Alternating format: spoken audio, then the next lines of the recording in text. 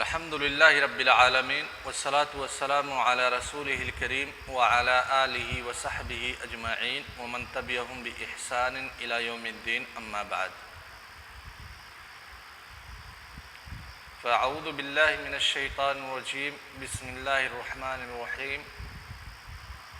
رجال لا تلہیہم تجارت ولا بیع عن ذکر اللہ وإقام الصلاة وإیتاء الزکاة یخافون یوما تتقلب فیہ القلوب والابصار لیجزیہم اللہ احسن ما عملوا ویزیدہم من فضلہ واللہ یرزق من یشاء بغیر حساب۔ سورۃ النور آیت نمبر 37 اور 38۔ اللہ تبارک و تعالیٰ کی ملکیت، اللہ تبارک و تعالیٰ کی بادشاہت پر دلالت کرنے والی آیات کا ہم مدارسہ اور مطالعہ کر رہے ہیں۔ انہی آیات میں سے یہ آیت ہے سورہ نور کی آیت نمبر 37 اور 38۔ اللہ تبارک و تعالیٰ اس آیت میں مومنین کے اوصاف بیان کرتے ہوئے کہتے ہیں رجال لا تلہیہم تجارت ولا بیع عن ذکر اللہ واقام الصلاة وایتاء الزکاة، کہ اللہ تعالیٰ کی جو طاعات ہیں اس میں سے کچھ مثالیں اللہ تبارک و تعالیٰ نے یہاں پہ دی۔ زکوٰۃ کی ادائیگی ہے، نماز کا قیام ہے، اللہ تبارک و تعالیٰ کا عمومی ذکر ہے۔ ان جیسی طاعات سے ایک مسلمان کو، اللہ کے بندے کو کوئی بھی چیز غافل نہیں کر سکتی، یہاں تک کہ بیع و شراء بھی غافل نہیں کر سکتی، تجارت بھی غافل نہیں کر سکتی۔ یعنی تجارت اور بیع و شراء کے چکر میں ایک مسلمان اللہ تعالیٰ کے حدود کی پامالی نہیں کر سکتا، اللہ تعالیٰ کے طاعات کی مخالفت نہیں کر سکتا۔ کیوں نہیں کر سکتا؟ یخافون یوما تتقلب فیہ القلوب والابصار، کیونکہ یہ اللہ کے نیک بندے اس دن سے خوف کھاتے ہیں جب اللہ تبارک و تعالیٰ کے سامنے ان کی حاضری ہوگی۔ قیامت کے دن سے یہ خوف کھاتے ہیں کہ قیامت کے دن حساب کتاب، جو مواخذہ ان سے ہوگا، جو سوال کیا جائے گا، اس مواخذے سے خوف کھاتے ہیں کہ اگر ہم نے کوئی غلطی کی تو اللہ تعالیٰ گرفت کرے گا۔ اس لیے یہ خوف جب دل میں بیٹھا ہوا ہے کہ ہمیشہ اللہ تبارک و تعالیٰ ہم کو دیکھ رہا ہے، ہمارے اعمال کا محاسبہ ہوگا، اسی خوف کی بنیاد پہ اللہ تبارک و تعالیٰ کی طاعات سے یہ لوگ دوری نہیں اختیار کرتے ہیں، خواہ وہ بیع و شراء کے ذریعہ سے ہو، تجارت کے ذریعہ سے ہو، یا اپنے بال بچوں کی پرورش وغیرہ ہو، یا پھر تعلیم کا حصول ہو۔ کوئی بھی چیز اللہ تعالیٰ کی طاعات سے ان کو غافل نہیں کر سکتی۔ کیوں غافل نہیں کر سکتی؟ وجہ کیا ہے؟ باعث کیا ہے؟ کیونکہ ان کے دل میں یہ اعتقاد ہے کہ ان کے ہر ایک فعل کا محاسبہ اللہ تبارک و تعالی کرے گا۔ لیجزیہم اللہ احسن ما عملوا ویزیدہم من فضلہ، اللہ تبارک و تعالی ہر ایک عمل کا محاسبہ کرے گا، لہذا اگر انہوں نے طاعات میں کوتاہی کی، طاعات میں سستی برتی، تو پھر اللہ تعالی اس کا مواخذہ کرے گا اور انہیں عقاب سے دوچار کر سکتا ہے۔ لیکن اگر انہوں نے اللہ تعالیٰ کی طاعات پر مکمل پابندی کی، کوئی بھی چیز ان کو اللہ تعالیٰ کے ذکر سے غافل نہیں کر سکی، تو پھر اللہ تعالیٰ ان کے لیے اچھا، بہتر اور بہترین بدلہ تیار کر کے رکھا ہے۔ واللہ یرزق من یشاء بغیر حساب۔ یہاں پہ سیاق کو اگر ہم دیکھیں گے، آیت کے سباق کو، تو مطلب یہ ہے کہ جو لوگ اللہ تعالیٰ کی طاعات سے سستی اور کاہلی نہیں برتتے ہیں، ایسے لوگوں کو اللہ تعالیٰ بلا حساب بدلہ عطا کرے گا،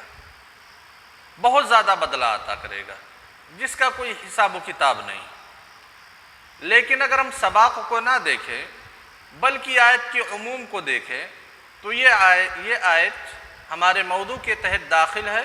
واللہ یرزق من یشاء بغیر حساب، یعنی اگر عموم کو دیکھیں تو ہم اس طرح سے اس کی تفسیر کر سکتے ہیں کہ جو لوگ اپنی تجارت، اپنی بیع و شراء کے چکر میں اللہ تعالیٰ کے ذکر سے غافل ہو جاتے ہیں، ان لوگوں کو معلوم ہونا چاہیے کہ رزق کا مالک اللہ تبارک و تعالیٰ ہی کی ذات ہے، لہذا اللہ تعالیٰ جس کو بھی چاہے اس کو بغیر حساب کے روزی دیتا ہے، بغیر حساب و کتاب کے روزی دیتا ہے۔ اب یہاں پہ مفسرین نے ایک بحث کی ہے کہ بغیر حساب و کتاب کے روزی دینے کا مطلب کیا ہے، کیونکہ اللہ تعالیٰ نے تو مقدر کر رکھا ہے ہر ایک انسان کی رزق کتنی ہے، تو پھر بلا حساب کا یا بغیر حساب کا مطلب کیا ہے؟ مفسرین نے یہاں پہ بحث کی ہے۔ اس کا خلاصہ یہ ہے کہ بغیر حساب یعنی نقصان، اللہ تبارک و تعالیٰ اس کے رزق میں کوئی نقصان نہیں کرتے، اس کے مال میں کوئی نقصان نہیں کرتے، یعنی کمی نہیں کرتے۔ نقصان کا مطلب وہ فائدہ والا نہ سمجھ لینا، کمی نہیں کرتے۔ اور دوسرا مطلب بیان کیا ہے بغیر حساب، یعنی کہ آدمی کو پتہ ہی نہیں ہوتا ہے کہ کن جہات سے اس کے پاس روزی آئیں گے، یعنی وہ سورسز کے بارے میں آدمی کو ادراک ہی نہیں ہوتا ہے، اور ان سورسز کے واسطے سے اللہ تبارک و تعالیٰ آدمی کو رزق مہیا کر دیتا ہے۔ اور دوسرے اقوال ہیں، محل شاہد اس آیت میں واللہ یرزق من یشاء بغیر حساب، واللہ یرزق من یشاء، لہذا رزق کی نسبت اللہ تبارک و تعالیٰ نے اپنی طرف کی، کیونکہ یرزقو میں جو ہوا کی ضمیر ہے اس کا فاعل اللہ تبارک و تعالیٰ ہے۔ یرزق من یشاء بغیر حساب، من یشاء جسے بھی چاہتا ہے، لہذا تم اگر اللہ تعالیٰ کی طاعت سے غافل ہو کر کے اپنی بیع و شراء میں لگے رہو گے اور اللہ تعالیٰ نہیں چاہے گا تو تمہاری رزق میں برکت نہیں ہو سکتی، تمہاری کمائی نہیں ہو سکتی۔ مناسب یہی ہے کہ اللہ تعالیٰ کی طاعت میں لگ جاؤ، اللہ تعالیٰ چاہے گا تم کو تو رزق مہیا کر دے گا، تمہارے لیے روزی کو فراہم کر دے گا۔ سورہ نور کی آیت نمبر 42 ہے وَلِلَّهِ مُلْكُ السَّمَاوَاتِ وَالْأَرْضِ وَإِلَى اللَّهِ الْمَصِيرُ، اللہ تعالیٰ ہی کے لیے آسمان و زمین کی بادشاہت ہے، ساری چیزیں اللہ تبارک و تعالیٰ ہی کی طرف لوٹ کر کے جائیں گی، لہذا ہمیں یہ اعتقاد رکھنا چاہیے کہ جو پراپرٹی، جو مال، جو جائیداد ہمارے پاس ہے اللہ تعالیٰ کی ملکیت کا ایک حصہ ہے، اور اللہ تعالیٰ کے پاس ہمیں لوٹ کر کے جانا ہے۔ ہماری پراپرٹی بھی اللہ تبارک و تعالیٰ کی نگرانی میں ہے، تو ہمیں اللہ تعالیٰ کے ہاں جواب دینے کے لیے تیار رہنا چاہیے اگر اس کی ملکیت میں اللہ تعالیٰ کی اجازت کے بغیر ہم نے کوئی تصرف کیا تو۔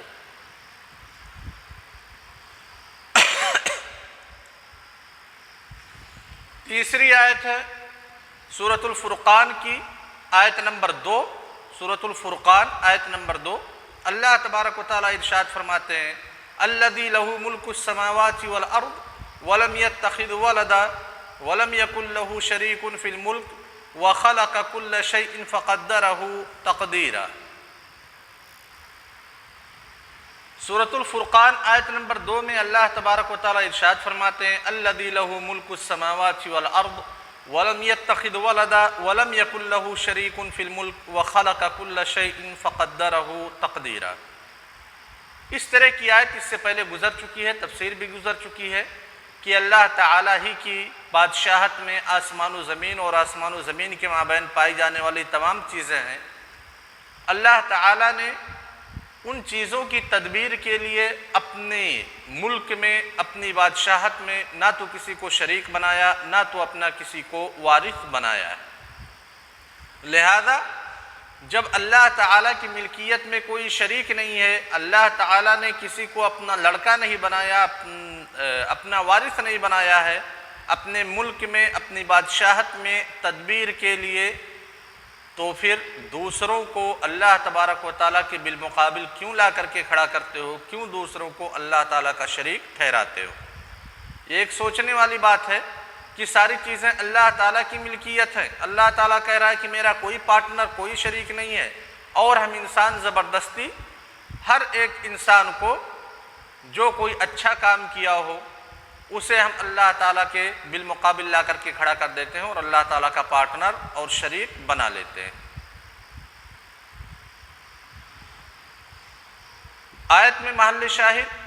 الذی لہ ملک السماوات والارض، اللہ تعالیٰ کی ذات وہ ہے جس کی بادشاہت ہے زمین و آسمان میں، یا جس کی بادشاہت کے اندر زمین و آسمان آتی۔ سورۃ القصص آیت نمبر 54، سورۃ القصص آیت نمبر 54 اللہ تبارک و تعالیٰ ارشاد فرماتے ہیں اولئک یؤتون اجرہم مرتین بما صبروا ویدرؤون بالحسنۃ السیئۃ ومما رزقناہم ينفقون۔ مومنین کی صفت بیان کرتے ہوئے اللہ تعالیٰ کہتے ہیں کہ ان کو اللہ تبارک و تعالیٰ صبر کرنے کی وجہ سے دوہرا اجر عطا کرے گا، اور وہ مومنین برائی کا بدلہ احسان سے کرتے ہیں، وَمِمَّا رَزَقْنَاهُمْ يُنْفِقُونَ، اور ان چیزوں میں سے کچھ چیزوں کو خرچ بھی کرتے ہیں جو چیزیں ہم نے ان کو عطا کی۔ تو یہ مومنین کی صفت ہے، اور ایسے لوگ دوہرے اجر کے مستحق ہیں جو لوگ اللہ تبارک و تعالیٰ کے دیے ہوئے مال میں سے خرچ کرتے ہیں اللہ تعالیٰ کے بتائے ہوئے مقامات پر۔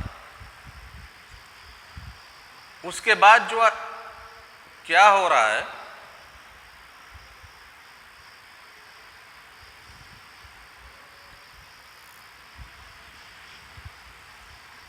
آگے آنے والی آیت ہے سورۃ الروم کی آیت نمبر 36 اور 37۔ سورۃ الروم آیت نمبر 36 اور 37 اللہ تعالیٰ ارشاد فرماتے ہیں وَإِذَا أَذَقْنَا النَّاسَ رَحْمَةً فَرِحُوا بِهَا وَإِن تُصِبْهُمْ سَيِّئَةٌ بِمَا قَدَّمَتْ أَيْدِيهِمْ إِذَا هُمْ يَقْنُطُونَ أَوَلَمْ يَرَوْا أَنَّ اللَّهَ يَبْسُطُ الرِّزْقَ لِمَنْ يَشَاءُ وَيَقْدِرُ إِنَّ فِي ذَلِكَ لَآيَاتٍ لِقَوْمٍ يُؤْمِنُونَ۔ انسانوں کی حالت پہ اللہ تبارک و تعالیٰ یہاں پہ گفتگو کر رہے ہیں کہ انسانوں کی فطرت کیا ہے، انسانوں کی نیچر کیا ہے۔ وَإِذَا أَذَقْنَا النَّاسَ رَحْمَةً فَرِحُوا بِهَا، کہ جب انسان کو خوشی میسر ہوتی ہے، جب انسان کے اوپر نعمتوں کو نچھاور کیا جاتا ہے، نعمتوں کی بارش کی جاتی ہے، تو پھر اس سے خوش ہو جاتا ہے۔ وَإِن تُصِبْهُمْ سَيِّئَةٌ، لیکن اسے کے بالمقابل اگر کوئی مکروہ چیز انسانوں کو پہنچتی ہے، بِمَا قَدَّمَتْ أَيْدِيهِمْ، اور مکروہ چیز کیوں پہنچتی ہے؟ ان کے ہاتھوں کی کمائی کا نتیجہ ہے، یعنی خود ان کے اعمال کے سبب ان کو پریشانیوں کا سامنا کرنا پڑتا ہے، اِذَا هُمْ يَقْنَطُونَ، تو یہ لوگ مایوسی کے شکار ہو جاتے ہیں، غمگین ہو جاتے ہیں۔ یہ ہم انسانوں کی فطرت اور نیچر ہے کہ جب بھی کوئی اچھی چیز ملتی ہے تو ہم خوش ہو جاتے ہیں، لیکن جب بھی کوئی مصیبت ہمارے اوپر آتی ہے تو ہم مایوس ہو جاتے ہیں، غمگین ہو جاتے ہیں۔ اللہ تعالیٰ نے وضاحت کر دی کہ جو مصیبت تمہارے اوپر آتی ہے یہ ہے اللہ تبارک و تعالیٰ جبراً اور قہراً تمہارے اوپر نہیں نازل کرتا، کہا بما قدمت ایدیہم، لہذا جو بھی مصیبت آئے گی، جو بھی پریشانی آئے گی، جس بھی مکروہ کا تم سے سامنا ہوگا، وہ تمہارے ہاتھوں کی کمائی کا نتیجہ ہے، تمہارے اعمال کی وجہ سے ہی ہے۔ لہذا تم اگر چاہتے ہو پریشانی میں نہ مبتلا ہو تو پھر اپنے اعمال کو درست کرو، صحیح کام کرو، پریشانی کی دعوت دینے والے اعمال کو ترک کرو۔ اولم یروا ان اللہ یبسط الرزق لمن یشاء ویقدر، اللہ تعالیٰ نے انسانوں کی اس فطرت کے خلاف انسانوں سے ایک سوال کیا کہ جو تم نے اپنا نیچر بنا لیا ہے کہ تمہیں کوئی اچھی چیز مل جائے تم خوشی مناؤ، جشن مناؤ، اگر کسی پریشانی میں مبتلا ہو جاؤ تو مایوسی کے شکار ہو جاؤ، غمگین ہو جاؤ، کیا تمہیں یہ پتہ نہیں ہے ان اللہ یبسط الرزق لمن یشاء ویقدر، کہ اللہ تبارک و تعالیٰ جس کے لیے چاہتے ہیں رزق کو وسیع بنا دیتے ہیں اور جس کے اوپر چاہتے ہیں رزق کو تنگ کر دیتے ہیں۔ یعنی خوشحالی اور پھر فقیری، امیری، غریبی، یہ سب اللہ تبارک و تعالیٰ کی اختیار میں ہے۔ لہذا جب تمہیں کوئی خوشی کے مواقع میسر ہوتے، تمہارے پاس مال و دولت کی فراوانی ہوتی ہے، تمہارے لیے کھانے پینے کا انتظام ہو جاتا ہے، تو اس پہ اللہ تعالیٰ کا شکریہ ادا کرو۔ ایسا نہ ہو کہ تمہاری نوکری لگ گئی یا تم مینیجر بن گئے یا تمہیں کوئی خزانہ مل گیا، اس کے چکر میں پارٹی دے دو اور اس پارٹی میں ناچ ہو، گانا ہو، شراب ہو، وغیرہ وغیرہ۔ اور ایسا بھی نہ ہو کہ جب تمہاری روزی تمہارے اوپر تنگ ہو جائے، تم پریشانی میں مبتلا ہو، فقیری میں مبتلا ہو، تو پھر یہ کہو کہ اللہ تعالیٰ ہماری حالت کو نہیں دیکھ رہا ہے، اللہ تعالیٰ ہم پہ رحم نہیں کر رہا ہے۔ دونوں چیزیں نہیں ہونی چاہیے۔ اس لیے اللہ تعالیٰ نے کہا اولم یرو، کیا ان لوگوں کو نہیں پتا ان اللہ یبسط الرزق لمن یشاء ویقدر، اللہ تبارک و تعالیٰ جس کے لیے چاہتے ہیں رزق میں کشادگی پیدا کرتے ہیں اور جس کے اوپر چاہتے ہیں رزق میں تنگی پیدا کرتے ہیں۔ یہی ٹکڑا، یہی جزئیہ ہمارے موضوع سے متعلق ہے، ان اللہ یبسط الرزق لمن یشاء ویقدر ان فی ذلک لآیات لقوم یؤمنون۔ مومنین کے لیے، اللہ تعالیٰ پر اعتقاد رکھنے والوں کے لیے اس میں بہت بڑی نشانی ہے۔ اس کے بعد سورہ لقمان آیت نمبر 20 اللہ تبارک و تعالیٰ ارشاد فرماتے ہیں، سورہ لقمان آیت نمبر 20، الم تروا ان اللہ سخر لکم ما فی السماوات وما فی الارض واسبغ علیکم نعمہ ظاہرۃ وباطنہ ومن الناس من یجادل فی اللہ بغیر علم ولا ہدی ولا کتاب منیر۔ سورہ لقمان آیت نمبر 20۔ اللہ تعالیٰ انسانوں کو مخاطب کر کے کہتے ہیں کہ اے حضرت انسان، کیا تم نہیں دیکھتے کہ اللہ تعالیٰ نے آسمان و زمین کی بہت ساری چیزوں کو تمہارے لیے تابع بنا دیا ہے، تمہارے لیے مہیا کر دیا ہے، لہذا تم ایک چھوٹے سے انسان ہو، 6 فٹ کے انسان ہو، 5.5 فٹ، 6.5 فٹ یا 7 فٹ کے انسان ہو، بہت ہی معمولی، لیکن اتنا بڑا سمندر ہے، اتنے بڑے سمندر میں تم مچھلیوں کا شکار کرتے ہو، خود تمہارا وزن 70 کلو 80 کلو ہے اور تم 3 کنٹل کی مچھلیاں مارتے ہو، اتنا چھوٹا تمہارا قد ہے، 6 فٹ 7 فٹ، اور ایک درخت ہے لمبا تقریباً 70 فٹ کا 80 فٹ کا، اسے چاہتے ہو تم کاٹ لیتے ہو بالکل آسانی سے۔ ساری چیزیں تمہارے تابع بنا دی ہیں، اللہ تعالیٰ نے تمہارے لیے مسخر کر دیا ہے،